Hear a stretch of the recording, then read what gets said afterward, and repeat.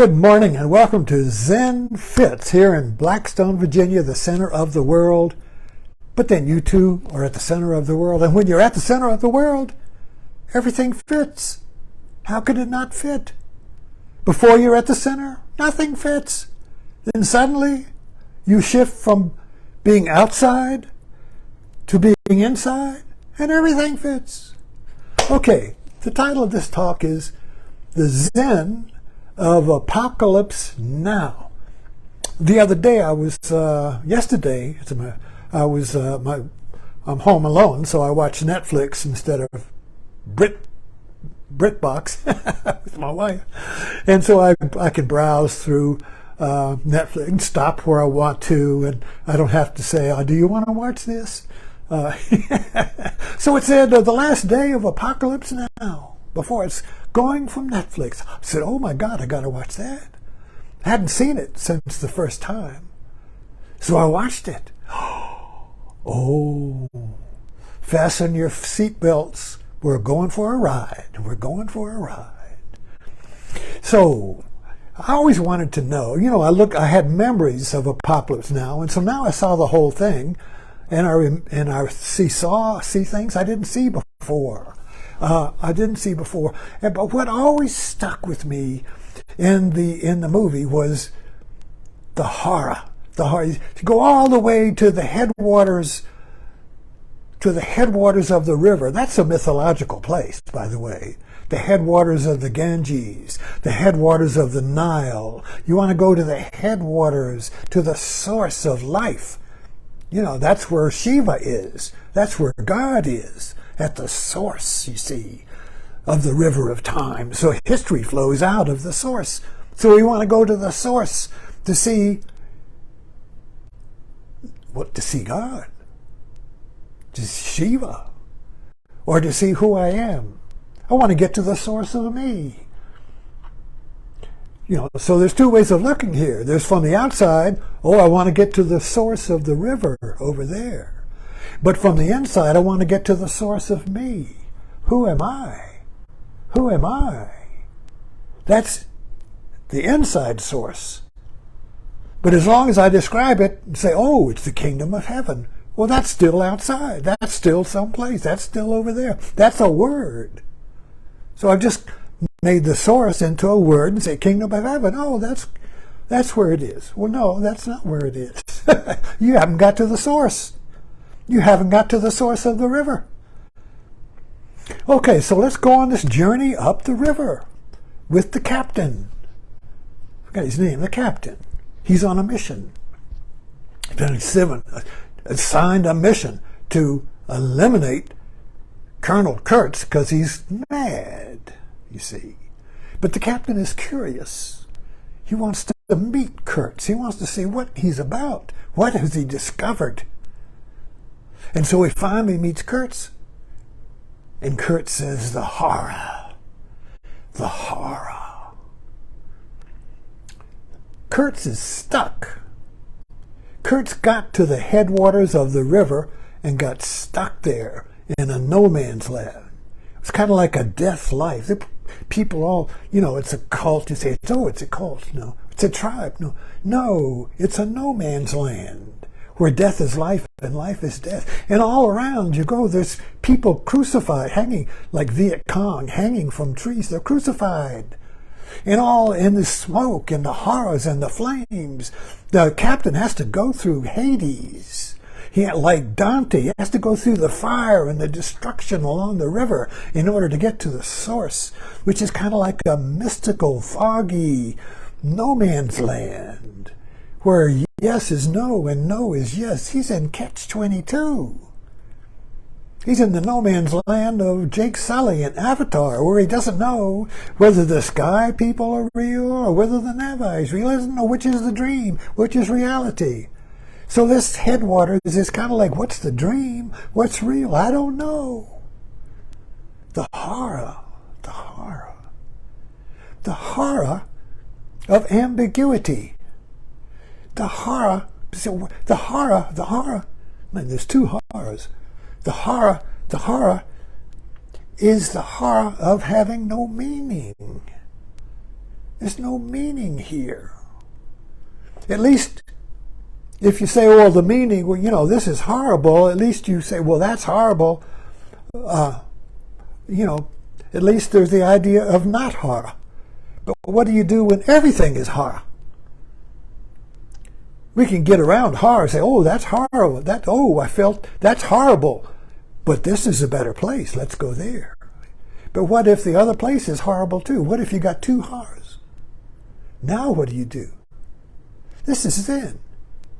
Zen is bringing you to the place, the headwaters of who you are, where nothing you do is any good. Because everything is suffering. Everything is horror. What are you going to do now? You see? When you get to the ambiguity, where you get to the catch-22, where yes is no and no is yes, and nothing you do is any good, nothing has any meaning, there's nothing you do that has any meaning, that's the horror. And that's where Kurtz was stuck. But see, that's only the stuckness.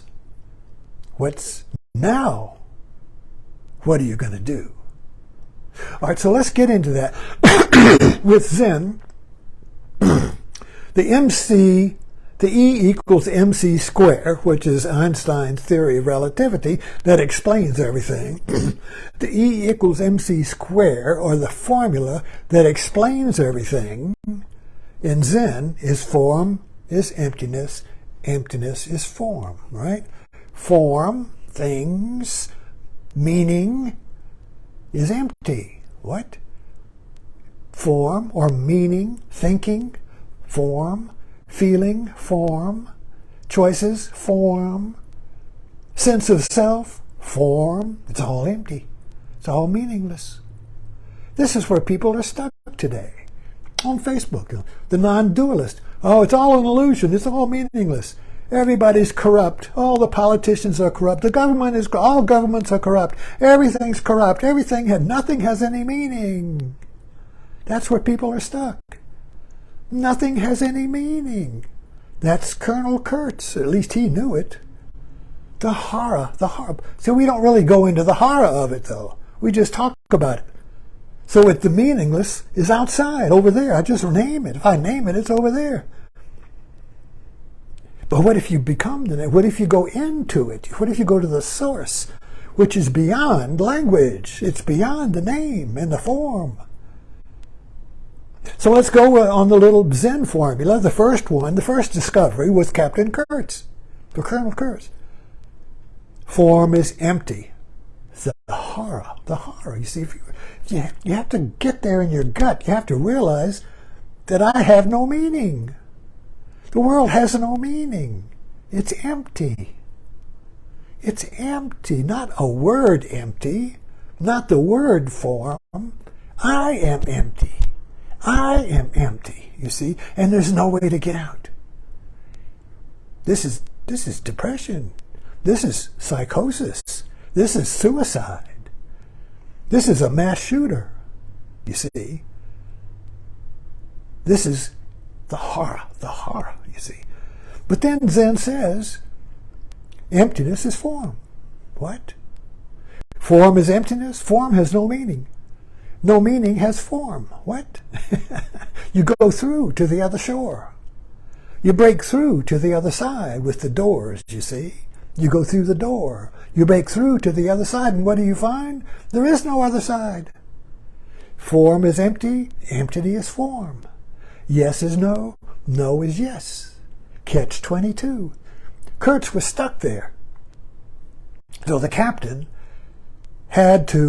his mission was to remove Kurtz or free Kurtz. But he had to break through the stuck place where Kurtz was. So how did he do it? Well, as you recall, and see, I'd forgotten all of this, but suddenly the whole thing was like wham, right there in my face. Woo! In my face, the whole story, you see. And there was the ending came when the natives there were sacrificing a bull. This ancient sacrifice of the bull goes back before Jesus. The bull is a symbolic or metaphorical world where the two horns are the dilemma of consciousness.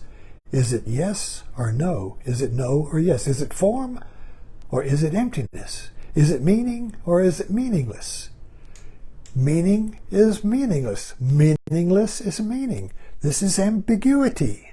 The two horns of the dilemma is the bull, the mother, Maya, the deception of reality, the illusion of the reality, the projection of reality is Maya, the mother, the goddess, you see, the womb of the world. So we're caught in this womb where everything is its own opposite. But we keep separating it and say, oh, well, horror is there, and this is good. Bad is there, this is good. We'll go from bad to good. We can get out of it. Choose. Work at it. Get a means. You know, what is the method? What is the way to get from meaningless to meaning, you see? There's time here, right? How much time do I have? How long do I have to meditate to be awakened? How long do I have to meditate to feel alive? How long do I have to meditate? Oh, just 10 years. Oh, okay, I can do that. You see, we want time. But apocalypse now. There's no time. Now. No time. And now. Now is now. We're always now. We're always now. There's no time there. It's just now. This is it. So Kurtz was stuck there. He was stuck. He couldn't get out. Of course, the movie portrays him, Brando, you know, kind of like in a Rembrandt. He was like a moon. His little bald head and the shadows going from this to that was the moon. And the moon is the consort of the mother. The crescent moon. The horns of the dilemma of Maya, you see. The world of opposites, where everything comes as opposites, as ambiguity.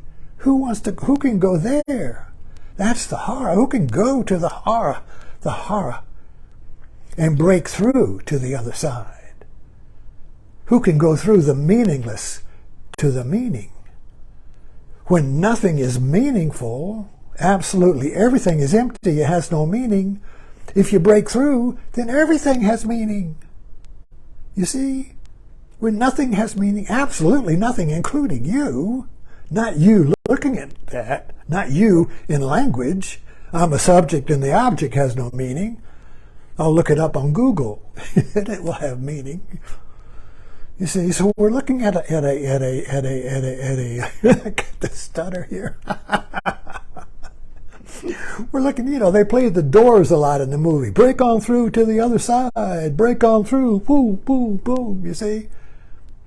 So it's not like the other side is over there. I am the other side.